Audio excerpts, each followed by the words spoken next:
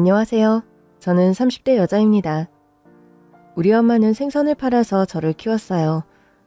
아빠는 가난한 농부였는데 엄마가 첫눈에 반해서 결혼하자고 했다고 하더라고요.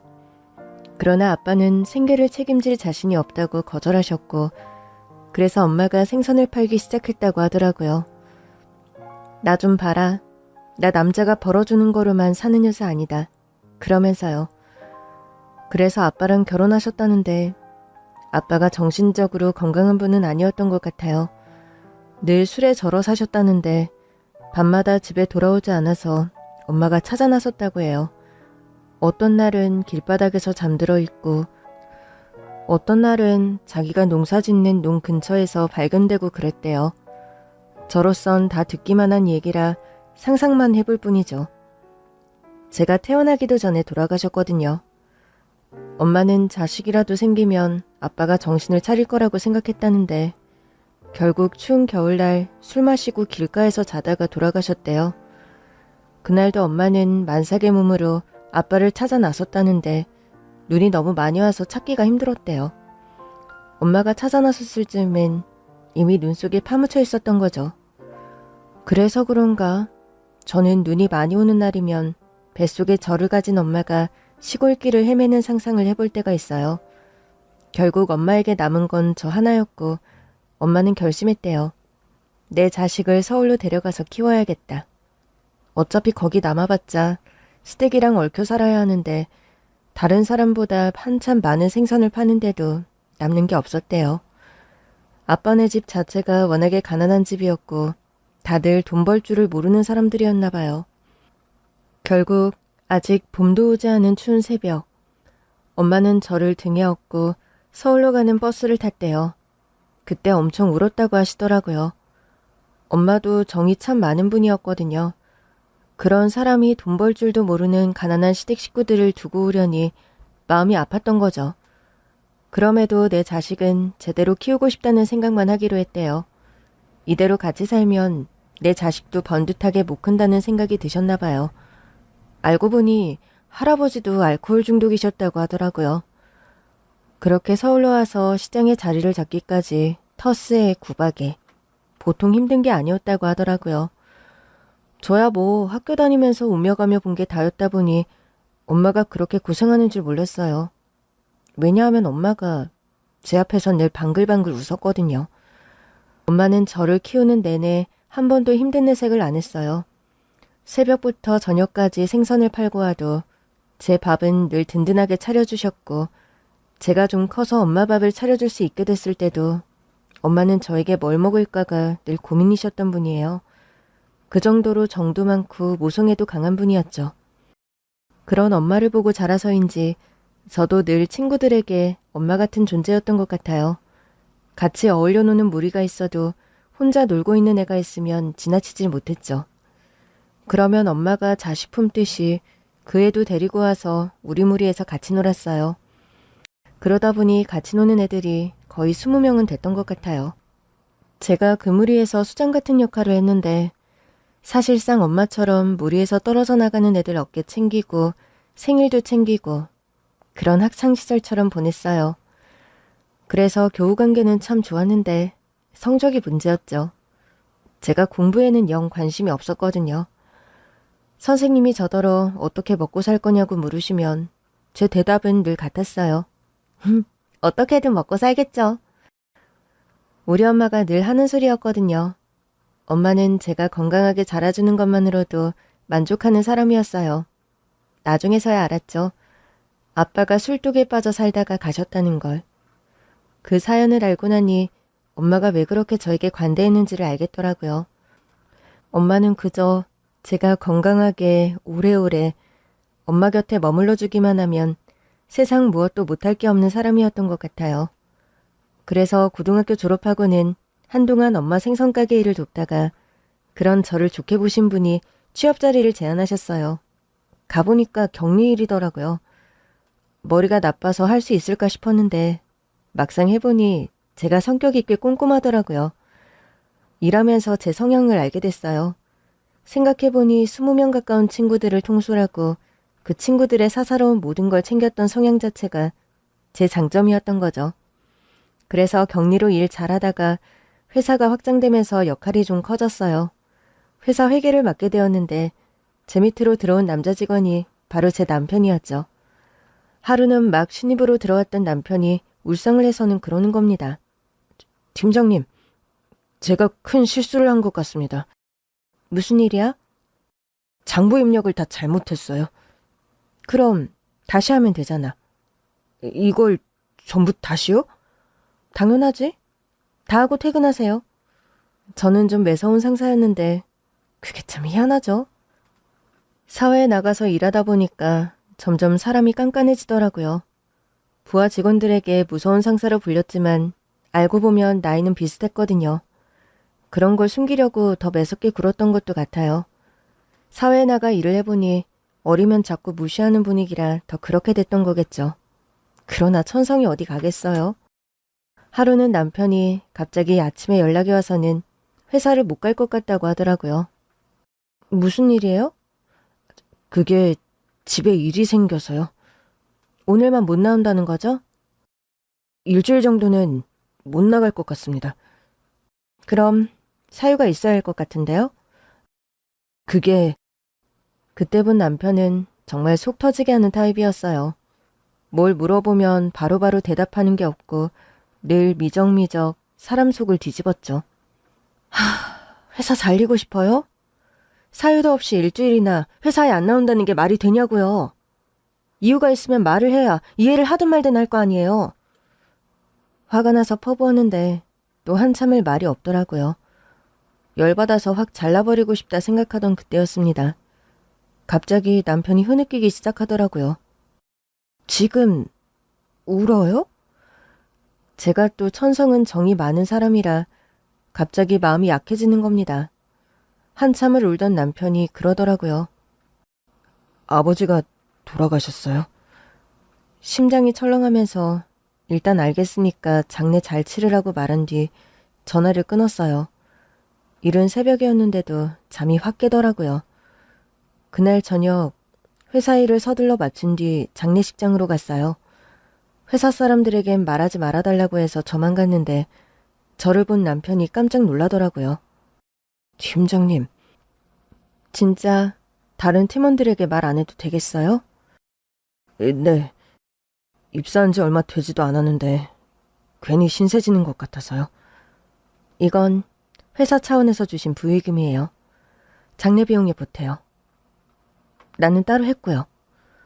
대표님께는 말씀을 드려서 회사 차원의 부의금이 나온 상태였거든요. 남편이 울면서 받더라고요. 팀장님, 이렇게 따뜻한 분이신 거 알고 있었어요? 어딜 봐서 내가 따뜻해 보여요? 은근히 팀원들 신경 많이 쓰시잖아요. 생일인 직원들은 생일날 일찍 퇴근하게 하시고 아픈 직원도 바로바로 알아보고 쉬게 하시고요. 그걸 보고 있었어요? 그날부터 우리는 좀 가까워졌어요. 알게 모르게 서로를 챙기면서는 이게 뭔가 싶을 정도로 가슴이 설레기도 했죠. 문제는 저 남자가 날 좋아하는 것 같긴 한데 고백을 안 하더라고요. 역시나 먼저는 못하는 사람인가 결국 내가 먼저 해야 하나 고민하던 어느 날이었습니다. 끝나고 같이 저녁을 먹자더니 약속 장소만 덜렁 알려주고는 사라졌더라고요. 황당해서 일단 그가 알려준 장소로 갔는데 웬 풍선 장식에 꽃까지. 무슨 이벤트가 있나 싶은 분위기였어요. 장소를 잘못 찾아왔나 싶어 걸음을 돌리려던 그때였어요. 갑자기 불이 꺼지더니 남편이 제 앞에서 케이크를 들고 나오더라고요. 제 생일은 아니었거든요. 이게 뭐지? 싶던 그때 케이크 위에 적힌 글씨가 보이더라고요. 케이크에 적힌 글자는 나랑 결혼해 줄래였어요. 처음엔 감동했는데 나중에는 연애도 아니고 결혼부터 하자니 좀 당황스럽긴 하더라고요. 그러나 받아줬습니다. 저 숙맥이 이 이벤트를 하기까지 얼마나 고민했을까 싶기도 하고 실은 저도 결혼하고 싶었거든요. 결혼하겠다고 시댁에 이사를 갔더니 시어머니께서 버선발로 맞아주시더라고요. 아유, 너처럼 유능한 인재가 우리 아들이랑 결혼해주다니. 아유, 내가 황송하다. 어머니, 그런 말씀 마세요. 네가 더 상사라며? 월급도 더 많을 거 아니야? 그건 그렇지만 그게 뭐 중요한가요? 왜 안 중요해? 그나저나 대학은 어디 나왔니? 그 질문을 듣는 순간 평소라면 잘도 했을 소리가 안 나오더라고요. 시어머니께서 저를 보면서 기대 가득한 눈빛을 보내셔서 더 그랬던 것 같아요. 저 고졸이에요. 평소라면 아무렇지 않게 했을 말이 자꾸 목구멍에 턱하고 걸리더라고요. 고졸? 네. 아니, 근데 어떻게 네가 우리 아들 상사야? 그야 경력이 더 많기도 하고 회사 초기에 합류했거든요. 아니죠. 아무리 회사 초기에 합류했어도 그렇지 회계 같은 일을 고졸이 한다고? 격리로 입사해서 바닥부터 차근차근 잘 배웠거든요. 사장님이 저를 좋게 봐주시기도 했고. 예, 너 좀 조용히 해봐. 아우 정신 사나워. 그러니까 고졸 주제에 내 아들이랑 결혼하겠다는 거니? 네? 너 우리 아들 대졸 출신인 거 몰랐니? 당연히 알았죠. 그런데도 내 아들을 넘봤단 말이야? 어머니, 넘보다니요. 우리는 서로 좋아해서 진짜 아유 기가 찬다 기가 차. 시어머니는 제가 고졸 출신이라는 사실에 치를 떠셨어요. 그래서 이러다가는 결혼을 못할 수도 있겠다 싶었는데 남편이 상견례 날짜를 잡자고 하는 겁니다. 어머니가 나 고졸 출신이라고 저렇게 싫어하시는데 상견례를 잡자고? 엄마가 잡으라고 하셨어. 뭐? 고졸 출신이니까 나도 기죽을 거 없다면서 예단비는 이 정도는 받아야겠다고 하시던데? 남편이 저에게 내민 예단비 목록은 어마어마했습니다. 보는데 좀 황당하더라고요. 내가 이렇게까지 해서 이 남자랑 결혼해야 하나 싶다가도 시어머니로선 제가 고졸인 게 흠인가 보다 생각하며 그러려니 넘어가기로 했어요. 예단비를 넉넉히 드렸더니 그래도 마음이 좀 풀리신 눈치더라고요. 물론 우리 친정엄마는 어마무시하게 화를 내셨습니다. 내 딸을 모셔가도 모자랄 판에 뭐 대단한 아들이라고 예단비를 이렇게 받냐면서요. 엄마, 그냥 넘어가자. 결혼하고 나면 신경도 안 쓸 거야. 일단 엄마를 그렇게 달랬는데 제 말은 완벽히 틀리고 말았습니다. 물론 결혼하고 처음에는 시어머니와의 사이가 그렇게 나쁘진 않았어요. 종종 저를 괄시하셨지만 그렇다고 제가 무시할 만한 사람이 되는 건 아니잖아요. 그냥 제가 웃어넘기면 그만이라고 생각했는데 의사동서가 들어오면서 상황은 완전히 뒤바뀌고 말았죠. 시어머니는 사사건건 의사동서를 추켜 세우면서 저를 시녀부리듯 부리셨어요. 예, 네 동서는 의사라 손 조심해야 하는 거 알지? 칼질은 네가 다 해. 어머니, 솔직히 칼질은 저보다 동서가 훨씬 잘할 것 같은데요?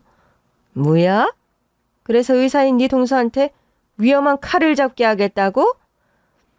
동서는 매일 칼 잡을 거 아니에요. 저 칼질 진짜 못해요. 제가 하는 게 더 위험하죠. 아니 얘가 어디서 꼬박꼬박 말댔구야. 시어머니가 시키면 예 알겠습니다 하면 되지. 어머니가 예 알겠습니다 하고 싶은 걸 안 시키시잖아요. 저도 제일 열심히 하며 사는데 굳이 말도 안 되는 시집살이를 얌전히 수용하고 싶지 않았어요. 그랬더니 동서가 저한테 그러더군요. 형님은 참 좋겠어요. 내가? 왜? 쥐뿔도 없으면서 자존감만 높아서요. 동서의 한마디에 할 말을 잃고 말았어요. 제가 멍하니 동서를 보고 있자 시어머니가 키득거리며 웃으시더라고요. 그 모습이 어찌나 얄밉던지 그렇게 시어머니는 대놓고 동서와 저를 차별하기 시작했어요. 그러던 어느 날이었어요. 시장에서 생선 파는 친정엄마가 쓰러졌다는 연락을 받았어요. 급히 달려가 병원에 갔는데 하필 동서가 근무하는 병원이더라고요. 동서는 저를 보자마자 제 귓가에 대고 말했습니다. 형님, 꼬라지하고는 그 몰골로 아는 체 하지 마세요. 기가 찼지만 중요한 건 동서가 아니었어요. 저는 친정엄마를 찾아 두리번거렸고 저 앞에 친정엄마가 보이더라고요. 그런데 그때 병원장이 달려나와 친정엄마를 끌어안았고 순간 콧대 높은 동서가 벌벌 기기 시작했습니다. 아니, 병원장님이 왜? 병원장님은 동서의 말은 들리지 않는 건지 우리 친정엄마를 끌어안은 채 울고 있었습니다. 아주머니, 괜찮으세요? 오랜만에 봬요. 정말 오랜만이다. 근데 오빠, 벌써 병원장이에요? 제가 병원장님에게 오빠라고 하니까 동서 눈이 휘둥그레지더라고요. 저가 덕분이지. 정말 잘 됐네요. 회사는 잘 다니고 있고? 네, 잘 다니고 있어요. 여기 병원장이신 줄은 전혀 몰랐어요. 안 그래도 아까 아주머니께 안부 전화 드렸다가 갑자기 쓰러지시는 것 같아서 구급차 보낸 거야. 세상에, 고마워요. 이 은혜를 어떻게 갚아요? 네가 나한테 갚을 은혜가 어딨어? 아주머니께서 나한테 해주신 것만으로도 난 평생 너한테도 은혜 갚아야 해. 이미 많이 갚으셨잖아요. 저 결혼할 때 예단비 부족한 거 알고 엄마 통에 축의금이라고 보내주셨다면서요. 그거 들었어? 들었죠. 엄마가 나중에라도 꼭 갚으라고 하셨거든요. 그런 소리 하지 마. 나 섭섭해. 오늘도 정말 감사해요. 이상하네.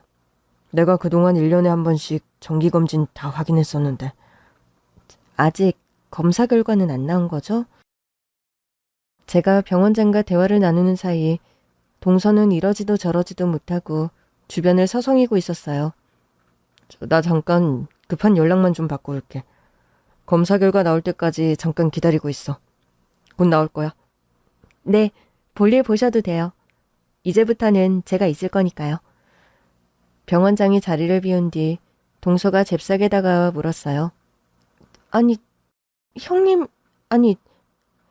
어머니 같은 생선장수가 우리 병원장님을 어떻게 알아요? 우리 엄마가 잘 아는 분이지. 그러니까 생선장수가 어떻게 우리 병원장님 같은 분을 아느냐고요. 동서, 말 참 이상하게 한다. 생선장수는 병원장이랑 친하면 안 돼? 심지어 친하기까지 하다고요? 좀 오래된 인연이라. 아니, 우리 병원장님이 사돈어른 단골이라도 됐대요? 우리 집이 하숙집도 했었거든. 네? 엄마가 생선 장사해서 큰 집을 샀는데 방도 많고 해서 하숙을 줬거든. 그때 동선의 병원장님이 우리 하숙집에 살았어. 우리 병원장님 같은 분이 왜 형님 집에서 하숙을 해요? 병원장님 고향이 시골이야. 그래서 대학 다니면서 지낼 하숙집을 찾다가 우리 집에 왔더라고. 나는 몰랐는데 인근 대학생들 사이에서 꽤 좋은 하숙집이라고 소문이 자자했던데? 하숙집이 좋아봤자죠. 그러니까. 나도 그렇게 생각하는데 다른 사람들 생각엔 그렇지 않았나 보지. 하긴 우리 엄마가 하숙생들 먹으라고 반찬도 참 잘 주시긴 했지. 겨우 반찬 좀 맛있다고 좋아한다고요? 똑똑한 사람들이 잘도 그랬겠네요. 아무튼 그 하숙생 중에 동선의 병원장님이 있었네. 진짜 기가 차서. 아무리 하숙집이 좋다고 해도 그 하숙집 나온 지가 언젠데 지금까지 은혜를 갚느니 마느니 한다는 거예요. 공짜로 먹고 자기 해준 건 아닐 거 아니에요. 우리 원장님이 마음씨가 좋으시네. 그때였어요. 내가 마음씨가 좋아서가 아닙니다. 병원장님이 엄마 검사 결과를 들고 직접 돌아왔더라고요. 병원장은 동서를 똑바로 바라보며 말했어요. 형님이라고 부르던데 우리 아주머니 따님과 동서지간이에요? 네, 원장님. 저는 이해가 안 돼서요. 원장님 같은 분이 왜 하숙집 아주머니를 이렇게 챙기시나 싶고. 아니, 형님 어머니가 쓰러지셨다는데 나한테 고맙진 않아요? 에? 물론 감사하죠. 근데 왜 내 귀에는 질투하는 것처럼 들리지? 그런 게 아니라고요. 그냥 이해가 안 된다 이거죠. 김 선생 형님 어머니는 나한테 단지 하숙집 아주머니가 아니에요. 내가 돈이 없어서 하숙비를 못 낼 때도 눈치 한 번 안 주신 분이고 심지어는 제 용돈까지 챙겨주셨죠. 원장님이 왜 돈이 없어요? 내가 지금이야 원장이지만 그때는 가난한 의대생이었어요. 아주머니네 하숙집은 나같이 가난한 대학생들에게 저렴하면서도 밥까지 맛있는 최고의 하숙집이었죠. 방도 쾌적해서 공부하기도 좋았고 밤늦게까지 공부를 하고 있으면 전기세 많이 나간다 불 거라 눈치 주시는 게 아니라 오히려 간식을 챙겨다 주셨어요. 이렇게 열심히 공부하는데 잘 안 될 수가 없을 거라고 덕담까지 해주시면서요. 그럼 밀린 하숙비는 끝내 못 내신 거예요? 하숙집을 나갈 때 다 냈어요. 그럼 된 거잖아요. 왜 은혜까지 갚으시냐고요. 내가 처가 덕분에 일찍 원장까지 된 건 김 선생도 알고 있죠? 그래도 능력이 있어서 되신 거잖아요. 그래요. 그럼에도 처가를 못 만났다면 이런 파격적인 승진은 할 수 없었겠죠. 그러니까요. 은혜를 갚으시려거든 처가를 갚으셔야죠. 그걸 왜 시장에서 생선이나 파는 하숙집 아줌마한테 갚냐고요. 그 처가를 만나게 해주신 분도 하숙집 아주머니십니다. 김 선생이 말하는 바로 그 생선 파시는 분이요. 근데 참 그래도 사돈어른 아닙니까? 김 선생이 이렇게 무례한 사람인 줄 몰랐네요. 저는 그냥 사실만 말한 건데요. 생선 파는 사람 맞잖아요. 정확히는 생선이나 파는 하숙집 아줌마라고 했죠. 아니, 그게 이해가 안 돼서. 솔직히 김 선생을 이해시킬 필요는 없는데 우리 아주머니 따님과 동서지간이라고 하니까 설명해 주는 거예요. 태도를 보아하니 혹시 그동안 의사라고 우리 아주머니 따님한테도 이런 식으로 함부로 말했던 거 아니에요? 병 원장님이 점점 더 화를 내시더라고요. 다른 직원들 보는 눈도 많으니 일단 제가 말렸어요. 병 원장님, 그런 거 아니에요. 들고 오신 거 혹시 우리 엄마 결과예요? 아참, 깜빡했네. 자, 다행히 아무 문제도 없으셔. 다행이네요. 그래도 VIP 병실에 입원 좀 하셨으면 좋겠는데. 왜요? 오신 김에 정밀 검사도 좀 더 하고 몸에 좋은 주사도 좀 놔드리게. 그러니까 시장 일은 이제 좀 쉬시라니까. 제 말도 안 들으세요. 오빠 나가고 나서 겨우 하숙집은 그만했지만 그것도 내내 마음 아파하셨어요. 내가 권했잖아. 이제 나도 나갈 테니까 하숙집은 그만하시라고. 그때 내 앞에서 과로로 쓰러지시는데 심장이 다 철렁했잖아. 그때도 오빠 아니었으면 우리 엄마 어떻게 됐을지 몰라요. 그때 이후로 매년 우리 엄마 건강검진까지 챙겨주시잖아요. 오빠 같은 분이 세상에 어디 있겠어요. 내가 받은 거에 비하면 아무것도 아니지. 아주머니 덕분에 아내도 만났잖아. 안 그래도 엄마가 그때 얘기 종종 하세요. 둘이 딱 어울리겠다 싶었는데 첫눈에 반해서는 결혼까지 했다고. 우리 둘이 한참 회포를 풀고 있는데 동서가 또 끼어들더라고요. 아니, 이건 또 무슨 소리예요? 사돈어른 생선가게가 무슨 만남의 동산이라도 돼요? 어떻게 거기서 원장님이 사모님을 만나요? 우리 엄마가 정이 많으니까 단골이 많았어요. 그중 하나가 원장님 사모님 어머니였는데 하루는 엄마 심부름으로 사모님이 생선을 사러 오셨던 거지. 엄마가 그때부터 사모님이랑 원장님이 딱 어울리겠다 생각하셨다는데 하루는 원장님이 시간 내서 우리 엄마를 보러 왔다가 사모님이랑 딱 마주친 거야. 둘이 첫눈에 반했다고 하더라고. 헤헤, 그럼 뭐 사돈어른이 소개해줬다고 볼 수도 없네요. 두 분이 그냥 첫눈에 반하신 거니까. 김 선생, 아까부터 왜 자꾸 우리 인연을 부정하는 건지 모르겠는데 거기 아주머니가 안 계셨으면 나는 아내랑 만날 기회도 없었을 거예요. 아주머니가 우리 둘을 계속 생각해 주셨으니 둘이 만날 기회도 온 거겠죠. 난 그렇게 생각해요. 원장님, 지금 너무 기억을 미화하고 계신 것 같아요. 일도 바쁘실 텐데 지난 인연에 구구절절 의미를 갖다 붙이시면 나중에 피곤해지세요. 아니지. 이미 지금도 피곤하게 살고 계시네요. 과거 인연 때문에 계속 지장이 생기잖아요. 내가 무슨 지장이 생겼다는 거죠? 아니, 이렇게 시간 낭비할 시간에 다른 일은 제쳐두고 계실 거 아니에요. 내가 사사로운 인연 때문에 내 할 일을 못하고 있다 이겁니까? 안 봐도 뻔한 사실 아닌가 싶어서 드리는 말씀이에요. 제가 뭐 틀린 말 했나요? 그런 게 걱정이라면 내 걱정은 안 해도 됩니다. 저도 병원의 일원으로서 걱정이 되네요. 동서도 지지 않고 맞서더라고요.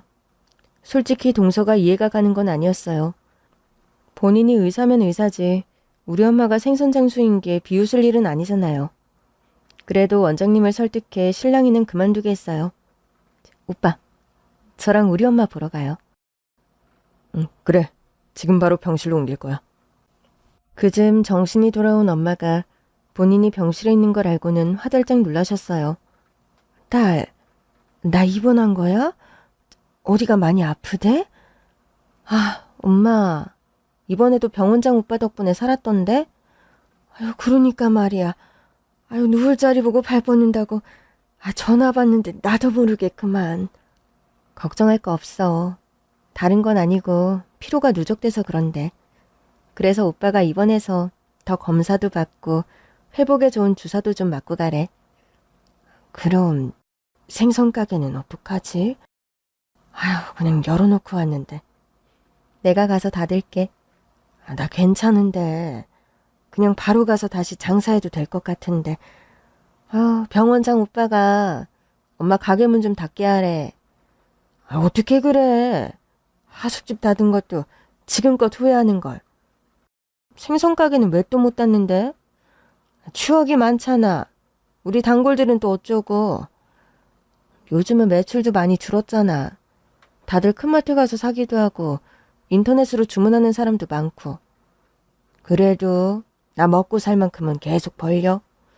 병원장 오빠가 종종 용돈도 주는 걸로 알고 있는데? 너무 많이 줘서 탈이야. 너 그러다가 와이프한테 쫓겨난다고 해도 말을 영 안 들어. 그때였어요. 동서가 엄마가 입원한 병실로 들어오더라고요. 동서, 안 바빠? 제가 얼마나 바쁜데요? 근데 밖에서 얘기 들었어요. 우리 원장님한테 용돈까지 받으신다고요? 동서분이시구나. 오랜만이네요. 네? 근데 사돈어른, 제가 좀 황당해서 그러는데요. 좀 너무하신 거 아니에요? 내가요? 네. 왕년에 도움을 주셨다고 해도 뭘 바라고 주신 것 아닐 거 아니에요. 형편이 되니까 도와주셨던 걸 텐데. 우리 원장님이 너무 큰 은혜처럼 생각하시는 것 같아서요. 그렇죠. 내가 뭘 바라고 해준 건 없어요. 나도 그러지 말라고 해도 그 녀석도 의리가 깊어서 그래요. 사돈어른께서 딱 잘라주셔야 원장님도 편하지 않겠어요? 사모님 몰래 용돈까지 주다가 걸리면 이혼당할지도 몰라요. 그때였습니다. 그런 걱정은 김 선생이 안 해도 될 것 같은데요. 바로 병원장 사모님이었어요. 아니, 사모님이 왜 여기에? 설마 그 생선가게에서 원장님을 만났다고 사모님도 이분을 은인이라고 생각하세요? 김 선생이 왜 그런 걸 궁금해해요? 여기 계신 분이 제 형님이거든요. 어머, 그랬어요? 그러니까 알려주세요. 사모님은 또 왜 오신 건데요? 나 남편에게 얘기 듣고 걱정이 돼서 왔죠. 당연히 나에게도 은인이니까요. 하여튼 은인 되기 참 쉽네요. 이럴 줄 알았으면 나도 생선가게에서 생선이나 팔 걸 그랬어요. 어려운 의사 공부해서 뭐해요? 아니, 김 선생, 뭔가 불만이 있어 보이네요. 사모님, 모르셨죠? 원장님이 사모님 몰래 우리 사돈어른한테 용돈도 주고 있었대요. 그것도 거액을요. 김 선생이 그건 또 어떻게 알았어요?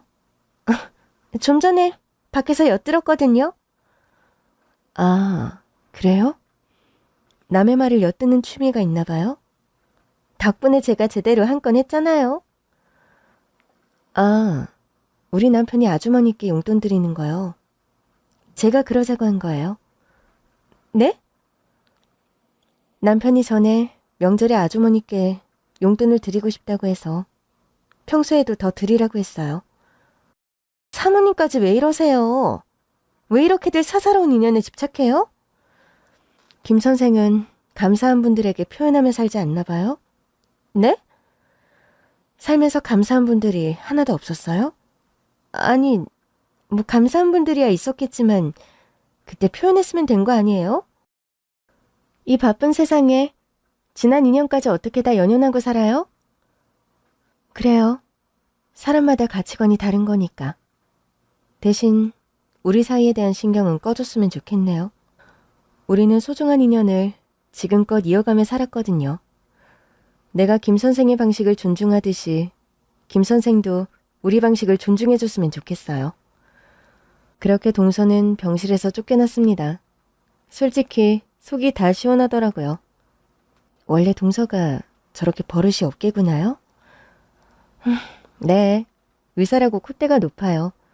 근데 뭐 의사 맞으니까 저도 할 말은 없죠.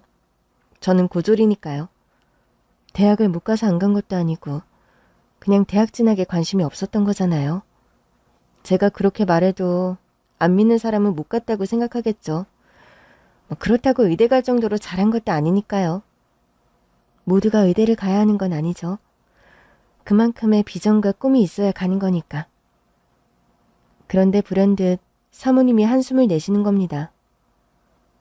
왜 그러세요? 하필 동서시라니까 갑자기 마음이 무거워지네요. 왜요? 김 선생 평판이 많이 안 좋아요. 우리 동서가요? 네. 얼마 전에는 갑질 의혹까지 터져서 일이 커질 뻔했었거든요. 일단은 피해 입은 간호사를 분원으로 보내고 분리하는 급한 조치를 취해뒀는데 추가 조사를 해보니 그동안 김 선생한테 갑질당한 직원이 한두 명이 아니더라고요. 동서가 정말 그런 일을 했다고요? 아까 너한테 하는 거 보니까 할만하겠던데 뭘. 엄마도 동서의 콧대 높은 태도가 못마땅한 눈치였어요. 그래도 그 정도까지 했을까요, 설마? 문제는 갑질만이 아니에요. 의료 과실도 여러 차례 있었어요. 최근까지도요. 그럼 문제가 너무 큰 거 아니에요? 네, 문제가 너무 커요. 근데 문제예요. 한두 번도 아니고 갑질의 의료 과실에 병원이 너무 난처한 상황이죠. 아까 병원장님은 그런 말씀까진 안 하시던데.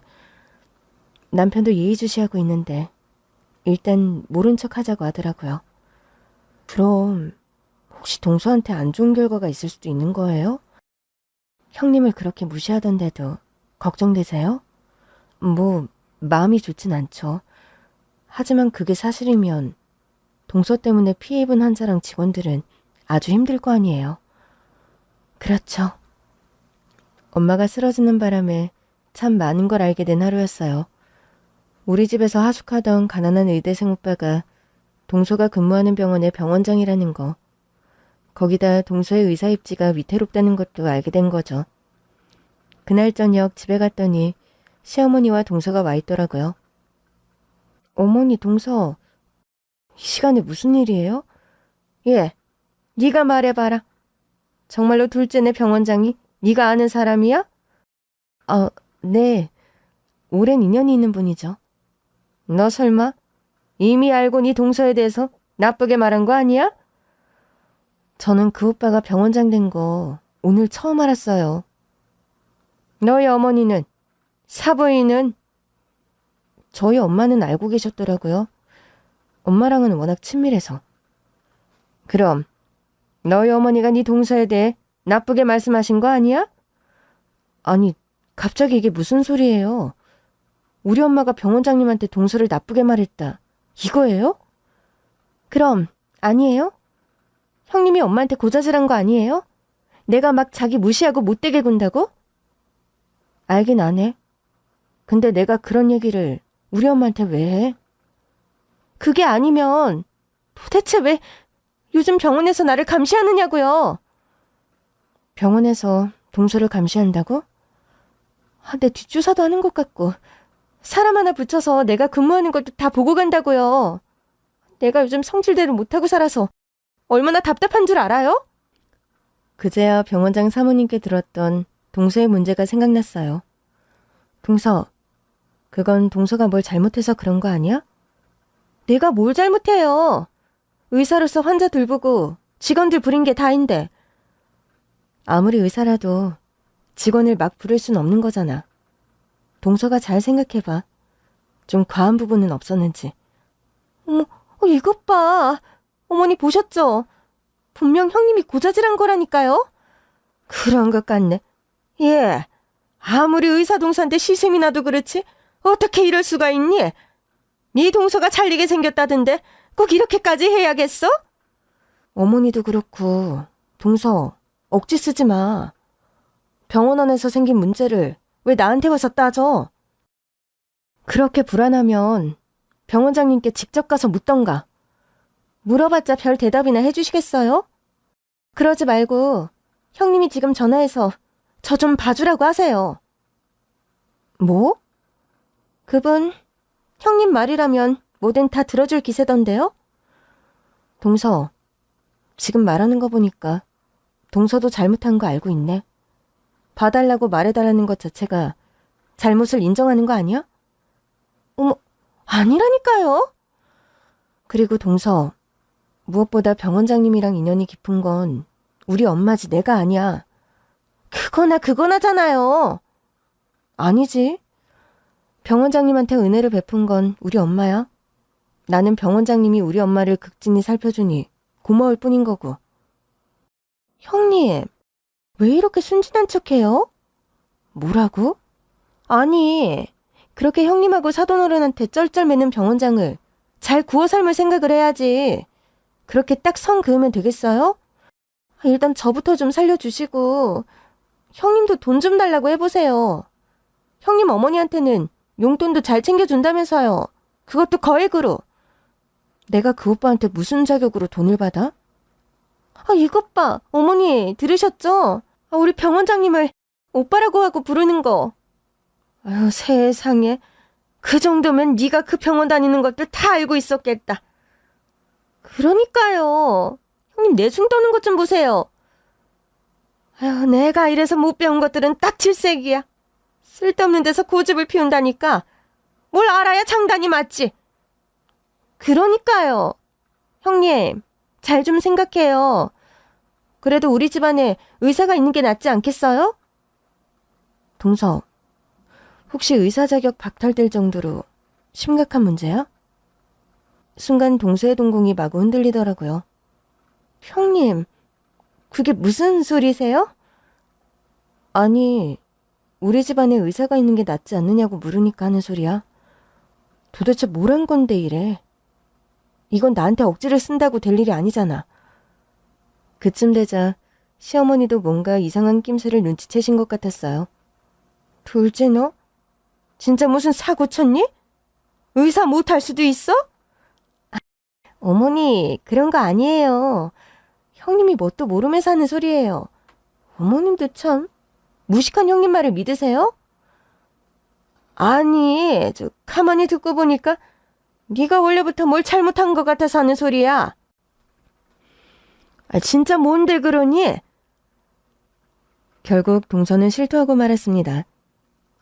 그냥 아랫사람들 좀 잡은 거랑 손님, 아니 환자한테 실수 좀 한 것뿐이에요. 아니, 의사는 뭐 사람 아니에요? 살다 보면 실수할 수도 있죠. 그러나 시어머니의 얼굴이 하얗게 질려서는 동서에게 되물으셨어요. 너 혹시 의료과실냐니? 아랫사람들을 잡았다니? 설마 뉴스에 나오던 갑질 뭐 그런 것도 한 거야? 어머님, 그런 것도 아세요? 당연히 알지. 내가 뉴스도 보고 얼마나 똑똑한 여잔데. 솔직히 평생 똑똑해 보이지 않으셔서. 뭐야? 예, 내가 얼마나 똑똑한데. 너야말로 구색만 좋은 의사 아니야? 의사식이나 돼서 도대체 무슨 문제를 일으키고 다닌 거야? 어머니, 무슨 말씀을 그렇게 하세요? 어머니는 천년만년 공부해도 저처럼 의사 못 돼요. 의사는 뭐 아무나 하는 줄 아세요? 아, 누가 뭘 했어? 이게 아주 의사라고 치켜 세워줬더니 배는 게 없지. 어머니가 안 치켜 세워줘도 저 의사 맞거든요? 그러면서 웬이 의사 목숨줄을 형님한테 와서 구걸해? 누가 구걸했다고 이러세요? 아니, 구걸이잖아. 도대체 뭔 잘못을 했길래 이래? 동서는 결국 화를 내며 우리 집을 나가버렸고 시어머니는 황당하다는 듯 저에게 물었어요. 쟤 왜 저러니? 아, 진짜 의료과실이라도 낸 거야? 동서 직장 문제니까 동서가 알아서 해결하게 두는 게 좋을 것 같아요. 아우, 갑갑해. 도대체 무슨 일인 거야? 결국 시어머니도 화를 내며 가버리셨죠. 남편이 어리둥절한 얼굴로 묻더라고요. 여보, 이게 무슨 일이야? 나도 몰라. 우리 그냥 신경 쓰지 말고 치킨이나 시켜 먹을까? 어쨌든 병원 안에서의 일인데 제 맘대로 떠들고 다니면 안 될 것 같았어요. 며칠 뒤 엄마가 퇴원하신다기에 병원으로 갔는데 동서가 사람들이 다 보는 앞에서 병원장님의 바지가랑이를 붙들고 있는 겁니다. 원장님, 한 번 더 생각해 주세요. 김 선생, 여러 번 경고를 받은 걸로 알고 있는데요. 경고도 받았고 감시도 받았잖아요. 보고 받으셨을 거 아니에요. 저 잘못 없다니까요. 감시 받는 걸 알면서도 그랬다는 거예요? 저 진짜 얌전히 있었는데요? 얌전히 있는 사람이 구내식당에 와서 자기 담당 간호사 머리에 식판을 엎어요? 아니, 그건 또 어떻게... 감시 받는 줄 알면 좀 조용히라도 있지 그랬어요. 나는 내 직원들을 함부로 여기는 사람과 일할 수 없어요. 원장님, 제가 앞으로는 더 조심할게요. 머리에 식판 안 엎으면 되는 거잖아요. 그렇죠? 식판을 안 엎는 건 당연한 거고 직원들 퇴근 시간에 퇴근 못하게 잡아놓는 건 어떻게 설명할 거예요? 그거야. 할 일이 남았으니까 그런 거죠. 직원들 머리채 잡은 건요? 그건 그 간호사가 머리를 탈색하고 왔길래 이런 머리를 해서야 환자들이 무슨 신뢰를 하겠느냐고 혼내준 거고요. 우리 병원은 머리 모양에 아무 제약이 없는 곳입니다. 김 선생이 무슨 자격으로 간호사들의 자유로운 머리 모양까지 간섭합니까? 병원이 제약을 안 하니까 제가 이러잖아요. 뭐라고요? 아니, 아랫사람들이 까부는데 그럼 가만히 있어요? 김 선생, 모두 환자를 돌보기 위해 힘쓰는 동료 아닙니까? 아, 그래도 위아래는 다 있는 거잖아요. 그렇게 위아래 잘 따지시는 분이 왜 형님에게는 그렇게 무례하죠? 네? 여기서 우리 형님 얘기가 왜 나와요? 어디서든 위아래 따지길 좋아하는 것 같아서 하는 소리예요? 이럴 줄 알았어.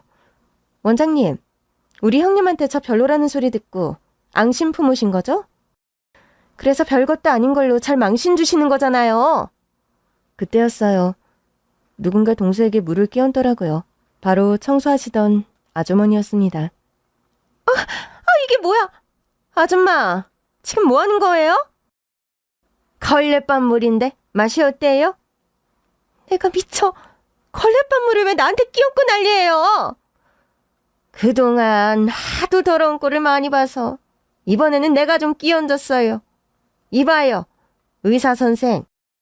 지금 선생님이 이 병원에서 쫓겨나는 건 다른 게 아니라 본인이 한 일 때문이잖아요. 당신한테 당한 사람들 다 불러올까요? 아니, 아줌마는 나랑 아무 상관도 없는 사람이면서 왜 이러는 건데요? 아무 상관이 없다고요? 매번 화장실 쓰고 나면 휴지 그냥 바닥에 집어 던지고 나왔죠? 뭐라고요? 내가 매번 봤으니까 다른 소리 말아요. 그리고 내가 청소하고 있으면 청소똥이 걸리적거린다면서 발로 차고 가고 그랬죠? 아니, 내가 아줌마를 찬 것도 아니고 청소통 좀 찬 걸 가지고 왜 이러는 건데요? 나를 찬 거나 다름없었으니까요. 누구나 자기 직업은 소중한 거예요. 그 직업의 무기가 그 통인데 그걸 함부로 발로 찬다는 게 무슨 뜻이겠어요? 내일을 얼마나 하찮게 생각하면 내가 보는 앞에서 내 청소도구가 된 통을 발로 차겠냐고요. 이 사람이 진짜 당신 잘리고 싶어? 그만 못해? 가서 청소나 하라고! 우연히 목격한 광경이지만 제가 봐도 동서는 인격에 문제가 있어 보였어요. 저는 조용히 그 곁을 지나쳐 엄마가 있는 병실로 가려고 했습니다. 그런데 동서가 저를 발견한 거 있죠? 형님, 내가 이럴 줄 알았어. 이 꼴 보려고 온 거죠? 그렇죠? 동서, 나 우리 엄마 퇴원시키려고 왔어. 사람들 다 보는 데서 이러고 있는 건 동서잖아. 그러니까 내가 진즉에 원장님한테 말 좀 잘해달라고 했잖아요. 이미 결국 아무것도 안 해서 이렇게 된 거잖아요. 뭐? 내가 듣고 싶어서 들은 건 아니지만 내가 보기엔 동서는 뭘 너무 많이 해서 이렇게 된 것 같은데? 창피한 줄 알고 목소리 좀 낮춰. 그리고 나 좀 아는 체 안 하면 안 될까? 그냥 지나가고 싶은데. 아니, 식구끼리 이러기예요? 동서도 나한테 그랬잖아. 꼬라지가 그게 뭐냐면서 아는 체 하지 말라며.